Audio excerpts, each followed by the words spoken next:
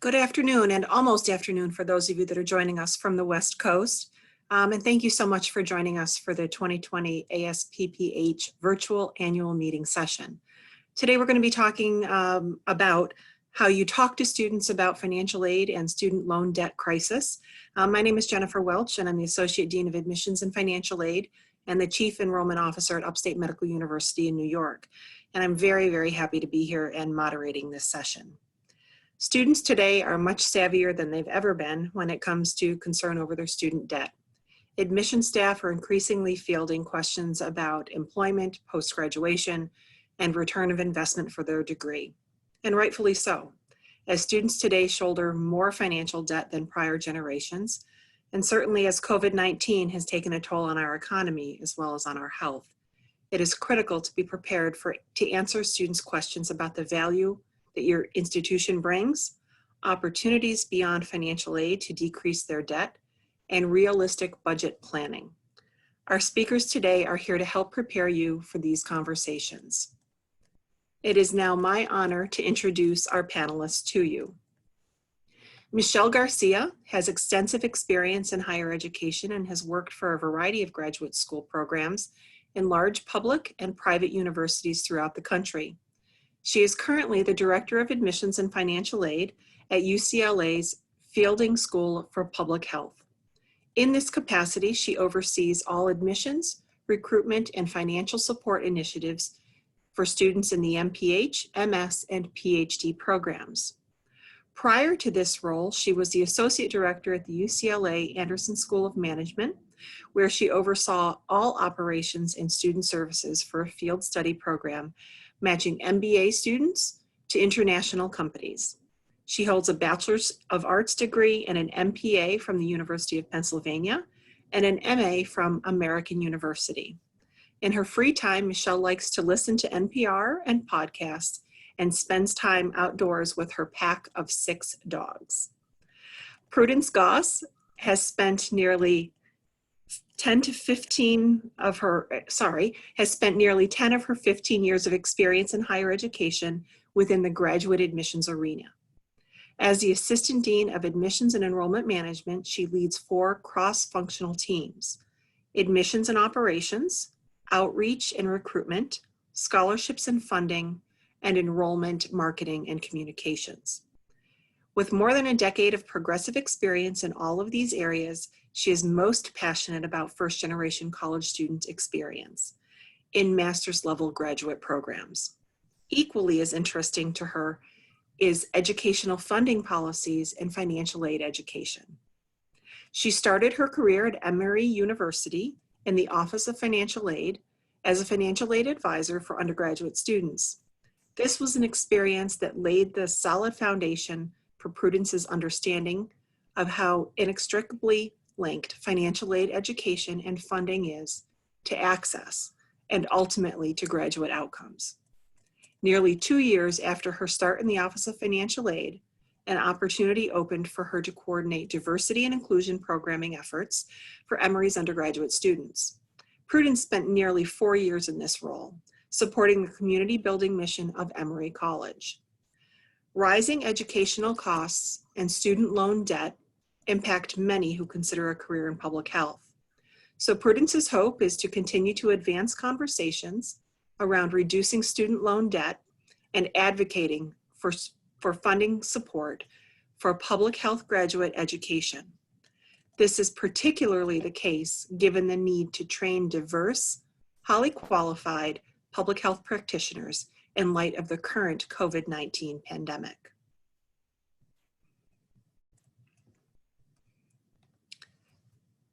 Later on in our presentation, you'll have the opportunity to ask questions in writing at any time during the session by clicking on the Q&A button on the bottom of your screen. We will hold all questions until all of the presentations are finished. And at this time, I would like to invite Prudence and Michelle to begin their presentations. Thank you so much, Jennifer, and welcome everyone. In light of the COVID-19 pandemic, we have shifted the goals a bit of the presentation and really kind of want to make this an opportunity to share with you all and to offer you the opportunity to share with one another what some of your challenges and questions have been from students.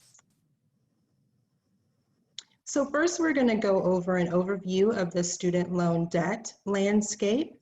Then we're going to talk a little bit about resources for students and funding and advising support in the time of COVID-19.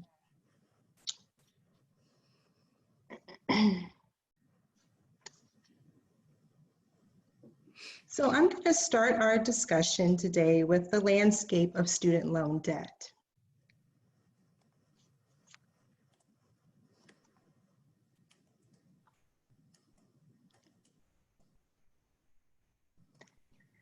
I feel like it's important for us to start this discussion today, as now more than ever, our students are faced with questions regarding their financial viability and sustainability.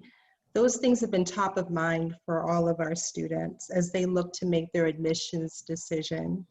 And as we look ahead and consider how we support students, this landscape of student loan debt positions us with a really solid foundation of information we can use in advising our students on how to navigate what many would probably describe as a very mysterious and complex process.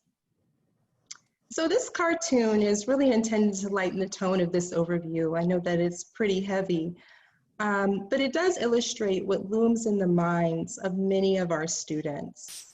At $1.6 trillion, the current student loan debt is actually worth more than the value of Facebook and Microsoft combined.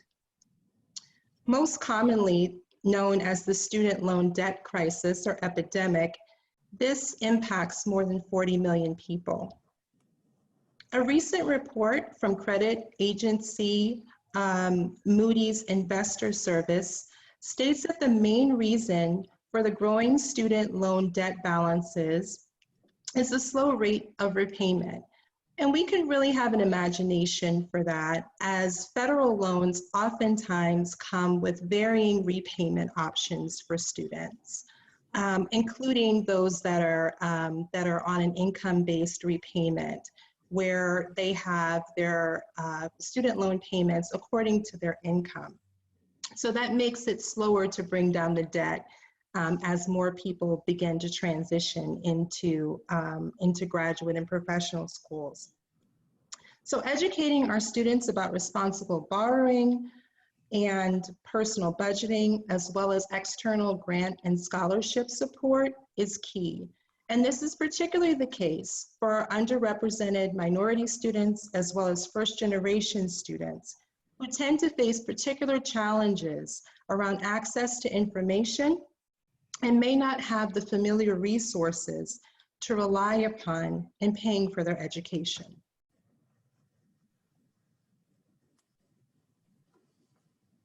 Broadly examining the student loan debt crisis reveals that the majority of debt does actually derive from graduate and professional school training.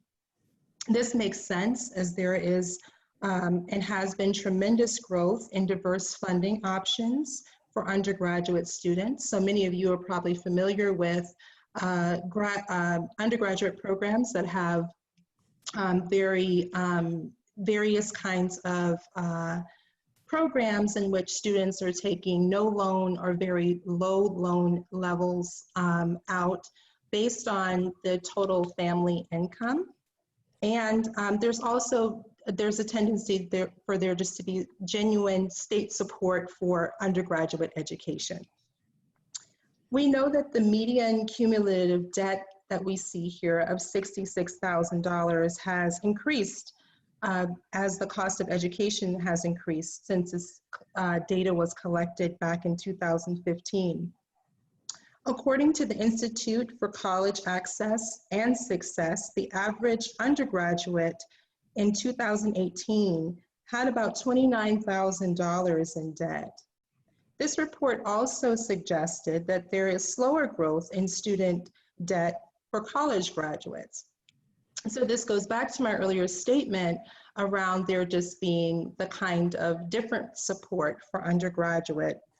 So it's really promising to see that part of the loan debt is going lower, or is at least remaining stable at this time. However, while this is a promising outlook, a closer look reveals that higher borrowing and loan default rates for students of color and first generation are specifically higher. So as we consider how we hope to grow our enrollment with students from underrepresented backgrounds, we must also consider how we will support them with financial aid information and other kinds of resources to support and ensure their long-term success beyond our institutions.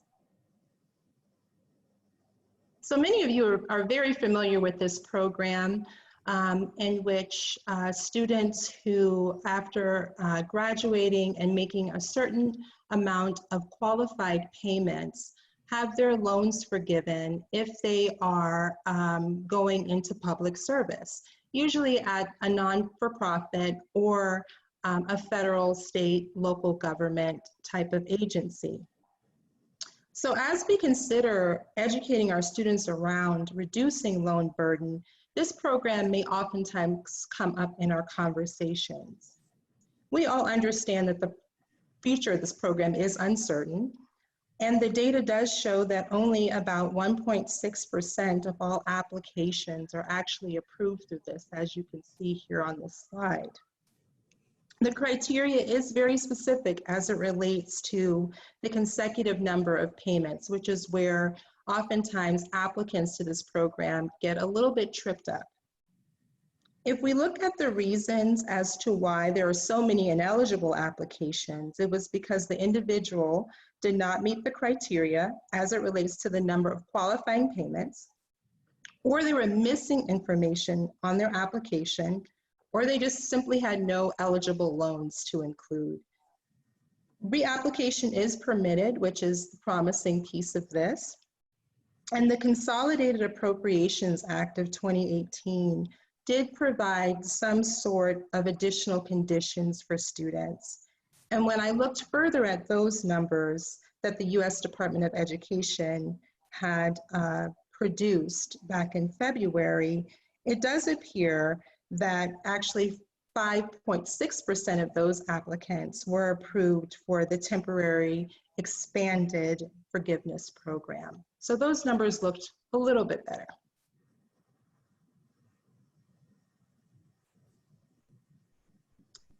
So the next part of our discussion today will focus on resources and information that we have to offer students around funding and financial wellness. One of the challenges that many of you face is that financial aid offices are oftentimes located outside of the Office of Admissions, and they're operating distinctly and separately from your operations. This can make messaging coordination and timing particularly difficult. And so Michelle and I will offer you examples of how we have navigated this at our respective institutions. UCLA is a public institution and Emory University is private, so our structures may look different, but the collaboration and partnership building are common in both of our approaches. So I will now pass it over to Michelle to talk a little bit more about what is happening at UCLA. Thank you, Prudence. It's a pleasure to be here this morning or afternoon, depending on where you are. So I'd like to talk to you about the resources that we offer to our students. So at UCLA, there are a number of ways that we work to support our students, both within the Fielding School of Public Health, FSPH, and also by leveraging the strength of university resources. First, I'll talk about the work that's being done within FSPH. So our FSPH Financial Aid and Career Services offices have worked jointly with our student ambassadors to provide financial well-being workshops for our students. The workshops have included, amongst others, successfully applying for TA and graduate student researcher positions, budgeting and living in LA, and applying to Medi-Cal or Medicaid as an alternative to the UC health insurance plan. Within UCLA, there's a variety of other resources to help assist students. The first that I'll talk about is the UCLA Financial Wellness Office. This office is a campus-wide program that teaches students to confidently navigate their finances in a way that supports their overall well-being. The program fosters financial literacy skills through workshops, coaching, and online educational efforts. The program also encourages students to know who, when, and why to ask for help. Overall, it centralizes and advocates for student economic support services on campus. Secondly, we have graduate peer mentors. Graduate peer mentors are graduate students from all disciplines who assist fellow graduate students with finding and applying to external fellowships and grants. Mentors hold weekly office hours throughout campus for one-on-one advising and deliver tailored presentations throughout campus, including at FSPH. And finally, by coordinating with other campus units, we can make recommendations to university resources for students in need. This includes 2 dedicated graduate school case managers, an economic crisis response team, a CalFresh or food stamps office, and other related units.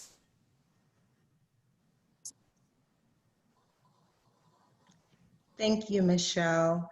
And there are several things that we have implemented at the Rollins School of Public Health of Emory University to support our students. Every year, we invite current students to tell us about how they manage their finances while in school and how their investment has prepared them professionally. We share their advisement with prospective students through our blog. We have an ambassador blog, as well as throughout our website. The profile that I've chosen to feature here today is a student who is really talking more so about her return on investment as it relates to her academic experience at Rollins. Integrated into our series of messages to prospective students and admitted students are reminders about very important deadlines related to financial aid, including the FAFSA opening, which happens on October 1st of every year. We also work with our colleagues in the university's financial aid office, some of my old colleagues, to understand their timeline for packaging, award packaging, so that we can send messages out accordingly. So there's some communications and some meetings that we have throughout the year to ensure that we're coordinating around all of this. We start the messaging about financial aid early. That's exceptionally important to do. We all know that. So usually messaging around financial aid tends to happen sometime in August or September. And really September is a better time if you think about it, because students are, if you have an applicant pool that is, coming directly from undergrad, they're primarily focused on the transition back to campus. And so September is usually a time where you have them a little more captive. And we continue that support, education, and advisement throughout the entire admission cycle so that they are aware of how to maximize their opportunities for funding. In addition to deadlines and timelines, it's important to discuss all of the types of aid that your institution has available and offer clear instructions about any necessary applications. We conduct 2 types of virtual opportunities for engagement of our students around financial aid, one of which is a fall webinar that we do in collaboration with the Director of Financial Aid for Emory's graduate and professional schools.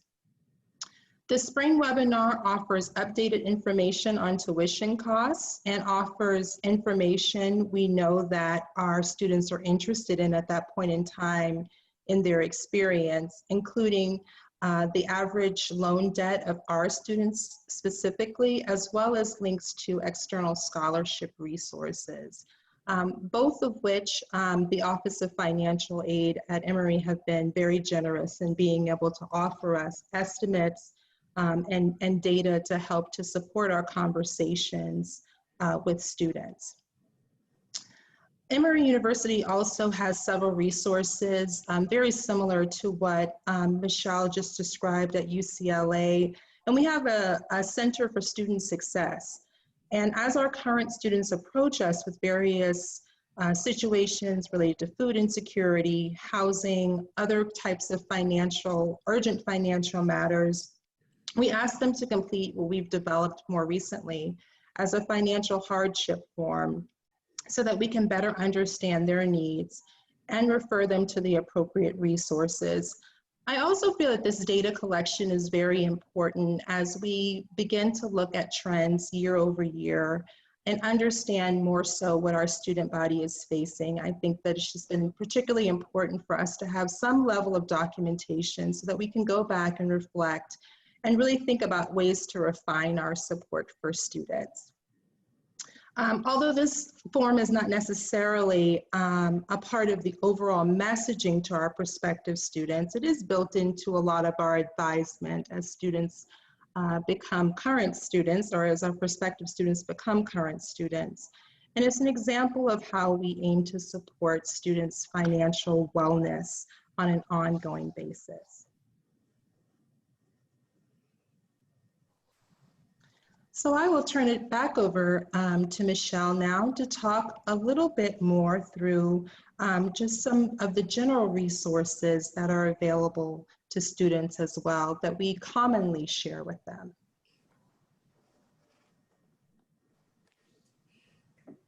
Thank you. So here are a few resources that we have offered our students in educating them about funding opportunities and budgeting. Another great resource for sourcing this type of information is your current students. Ask them what they use to stay on track in managing their finances. These are obviously uncertain times, and students are even more concerned about their finances and their future. We want to open the discussion to hear from you about how your institutions have been advising and supporting students in this time of COVID-19. At this time, I will turn it over to Jennifer to lead us in the discussion. It is also a good time to raise any questions about what has been presented today.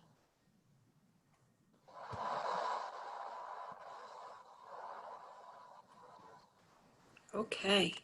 Thank you both so much for that wonderful information that you've been able to share. We have some audience questions. And as a reminder, I'd like to ask that if you do have a question, please click on the Q&A button on the bottom of your screen, and we will answer as many questions as possible during the remaining time that we have. Okay, let me take a look here. So one of the questions that we have is, there are many uncertainties around the ability of many institutions to offer in-person instruction in the fall. How have you managed conversations with your admitted students who are concerned about making a financial investment when courses may not be offered in the format in which they anticipated? Who would like to manage that question? I can take a first stab at that question, Jennifer. I think that this is a very difficult one. We're all dealing with something that is ongoing, unpredictable, exhausting, all of those kinds of things, right? And I really understand our students wanting to make careful decisions about what's going to be my academic experience here. I also feel, though, that public health students are uniquely positioned. I mean, the conversation today, this is our work, this is our field. Mm-hmm. And so we have been really talking to students a lot about how well placed, their time is right now in thinking about continuing to pursue public health. The workforce needs them now more than ever. There is just so much work to do. And, you know, even in the work that they do find themselves engaged in once they graduate, it's going to look very similar. There are going to be things that they approach that they, you know, feel invested in other ways as they pursue their professional careers. And they're going to find that they have totally had to pivot or change or come up with a new way of approaching something. And so the flexibility and the tenacity and the and just the sacrifice of this profession is really what we've been sort of messaging. It's also, you know, and I don't think any university has really come up with any sort of definitive plans right now for the fall term. We're all sort of trying to figure out where this is heading. And so I think that being very honest about that is a first step. But there's so many complexities around this to uncover. For some of our students, coming back to campus is actually putting them in a safer health position than staying where they are, particularly if they are living with a large family, for example. And parents are working and sort of having to, you know, interact with others. So, you know, there are all kinds of considerations to make. And I don't think that any of us have all of the answers, but I think as much as we can talk about how they are uniquely positioned, more so than any other type of student that's facing uncertainties in the fall. I think that they are, you know, just in a place where I sort of feel like they can approach it a little bit differently because this is their profession, this is their field, and supporting what we need to do should be top of mind for them. But we have really, I think, well balanced our message of hope for being in person in the fall, with also understanding that we may have to shift and offer various kinds of ways for them to continue their education. Great. Thank you so much, Prudence. And there was actually a question directed specifically to you, just for clarification. Did you say that the overall value of the student loan debt balance was greater than the value of Facebook and Apple combined? Yes, Facebook and Microsoft combined. It is the $1.6 trillion and anticipated to grow. You know, as you know, there's just been slow growth with repayment. So it is very daunting and very real for students who come to us and say, I just need some help. I need, you know, to know what kinds of resources are available to me. I'm coming in with nearly $30,000 of debt from undergrad, and now I'm being asked to, or I'm having to grapple with the challenge of taking on tens of thousands of more dollars in debt. It's quite daunting to think about, but this is an election year. And so I'm not going to drive down that road, but I will just say that I have also advised students that there is something that they can do in terms of exercising their right to vote and to make decisions about candidates who they feel are more so aligned with their long-term financial goals. There are options that are there.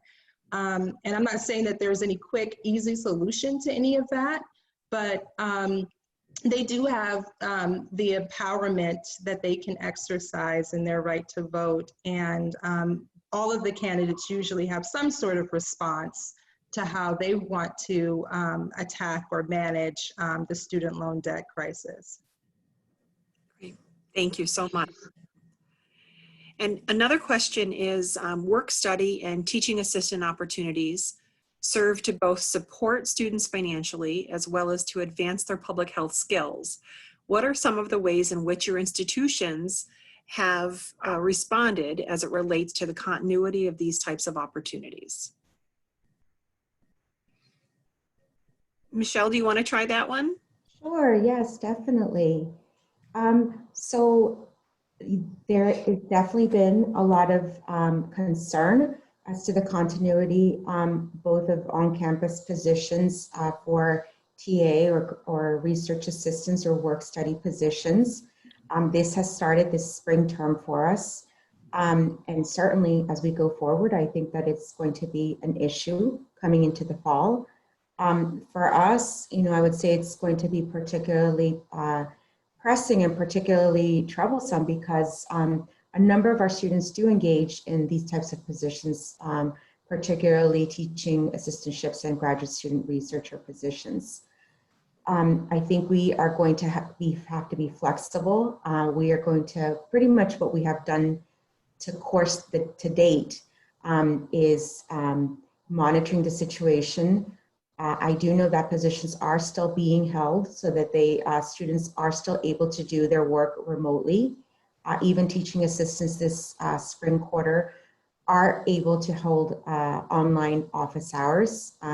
We've trained our students in Zoom, which I think a lot of us, kind of went in from 0 to 60 in a matter of days, really. At least that was the case for a lot of us at our institution.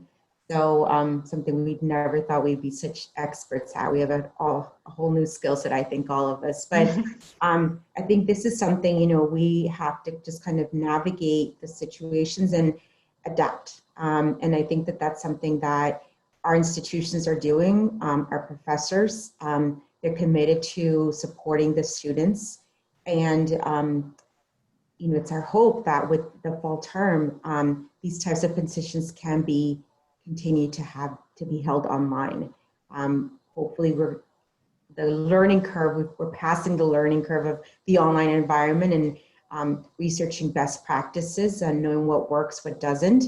And hopefully that will continue into the fall, even if, we do have to go remotely. So it's uncharted territories. We're all navigating it as best as we can. But I think I can say with certainty that at our institution, and I'm sure at yours too, we're committed to the success of our students. And part of that includes financial support and opportunities. Thank you so much. And another person asked the following question. While this is a crazy and scary time, it is also a time that is shining a much greater light on public health.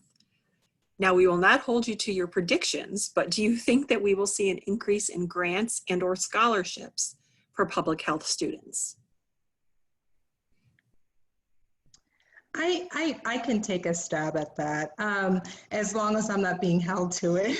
I do think that because there's so much work to do, and because there are so many people that have been impacted by COVID, that we will see that there will be foundations, organizations that are really going to put their resources behind students training in this area. So I do think that that's very possible. I also feel as though the situation that we are faced with this pandemic is an ongoing one, and there are people who experts who have said that for the next 18 months up to I've heard. And so I think that the support for this is going to be ongoing. I know that there are drug and vaccine trials that are currently taking place. And so I know that there's rapid and urgent need to contain this. But I do think that we can expect that there will be some foundations and certainly support from local as well as federal government organizations that are really going to need students who are highly trained in public health and in the eradication and containment of disease. So I think that we can paint a very optimistic, I would like to paint a very optimistic picture of what our future could look like in supporting our students. And I surely hope that that is the case. Great. Thank you so much. So another question has come in. Considering the limited funding availability for international students, what have been the conversations at your institutions around supporting these students in this time during COVID-19?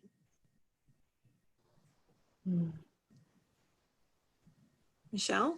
Yeah, I think, I mean, it's definitely a difficult situation for international students, both with funding, even in terms of entry. You know, it's even some of the students that are coming, that have been accepted, that are committed to coming, it's uncertain. Right now is my understanding that embassies and consulates are closed abroad. That is my understanding. We don't know how students are going to be able to come in. Our hope is that they can. If it's remote, you know, if we switch to remote learning, then you know that may be an alternative for students. So I think for us, I mean, we are messaging that we're being proactive, that we are being open with the situation and things that are going on. We are committed to them as well too. We do have funding opportunities available for international students. I know they often face limitations in you know, federal grants and other monies that they can get. But I think it is especially important with international students to continue to keep them into the dialogue, to continue to know that this is affecting them in ways that we can support them. So if there's any, you know, monies that we can direct towards them, or if there's any need-based or immediate resources that we can have for them, we're committed to doing that. Great.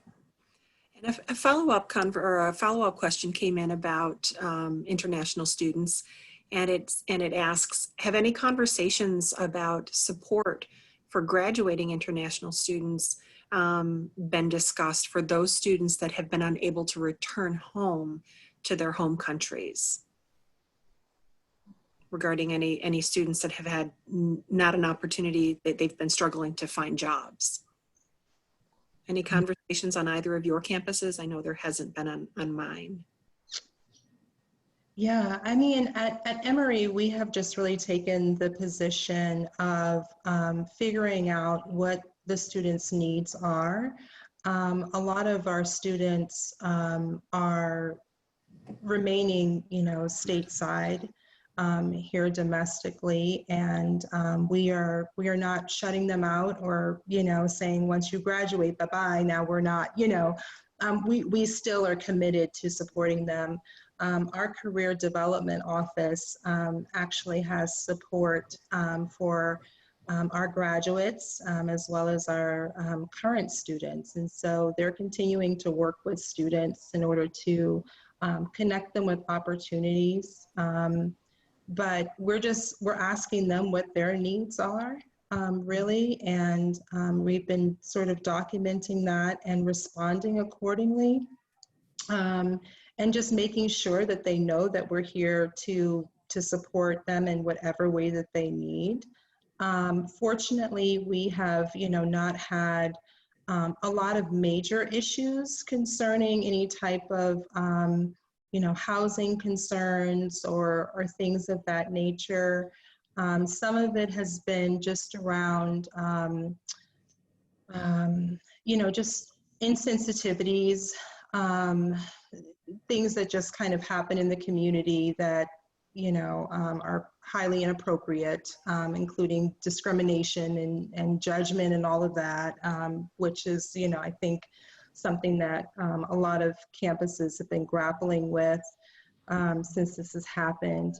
But otherwise, we have been, you know, jumping in to just support them and ask them what their needs are.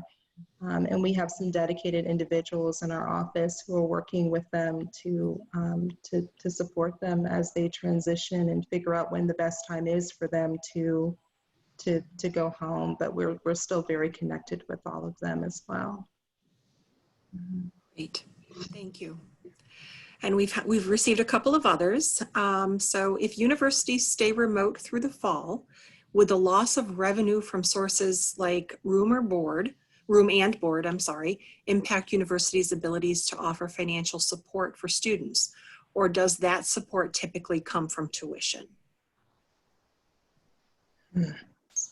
So for us at UCLA, that support does come from tuition and also from external fellowships. But this is not to say that we won't be impacted. We've already seen there's been, a great reduction in revenue with conferences being canceled, housing, all of those things. So these are definitely measures that I think, although they're not directly tied to student funding, it will affect offices, it will affect units, potentially student programming. We're trying to navigate that as best as we can and just really kind of see what happens. Thank you.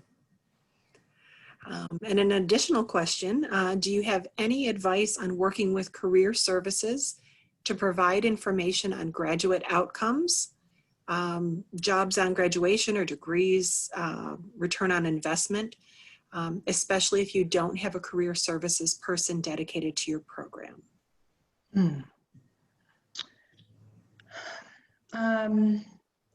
I'm trying to wrap my mind around that piece and how you sort of would navigate that. We do at Emory have a career development office of several individuals, and so if I could imagine what my work would look like without them, I would think that one of the first places that I would start would be if there is within the program or the school someone who can connect with the alums. So generally speaking, there's someone who usually is coordinating efforts and communicating and messaging to alums, and I think that that would be one really good place to start. And another would be with faculty who oftentimes are very close to students and maybe writing them recommendations for opportunities as well. But that is a very key and important piece to the entire experience of the student. As you know, we know when we are oftentimes at graduate and professional fairs with them, they oftentimes want to know what is going to be my potential and opportunity once I graduate. And so that is a key piece of information. I also have found great value in looking at the Occupational Outlook website from the and I am blanking on the name of the actual, it might be the Bureau of Labor Statistics, actually. I'm now coming to it. So the Bureau of Labor Statistics with the Outlook data for various professions, I've often found that to be very helpful in framing my conversations with students regarding return on investment as well. So those are just a few things that you could probably do to sort of piece together some very valuable information, I think, that really gets at what am I getting, what skills am I getting here at this institution that are going to enable me to then be able to go out and find sustainable employment. Great, thank you so much. And at this time, we have answered all of the questions that have shown up in our Q&A. And I just want to thank you both very much. Thank Prudence and Michelle very much for their wonderful expertise in this area and for all of your attention and thoughtful questions. I thought that they were really great. A recording of this webinar will be available shortly on ASPPH website. And as you close out of the session, please take a moment to complete the very brief survey. That would really be very we would very much appreciate that. So definitely do the evaluation. And then also, just for any updated COVID information, please know that the website is here. So if you want any updated information about that, you can always find it on our website. And then also, we've got some upcoming webinars that we would love for you to take a look at. And they're displayed here as well. And you can learn more about on the ASPPH website. And that concludes today's webinar. And we want to thank you all so much for joining and being a part of this today. We really appreciate it. Thank you so much.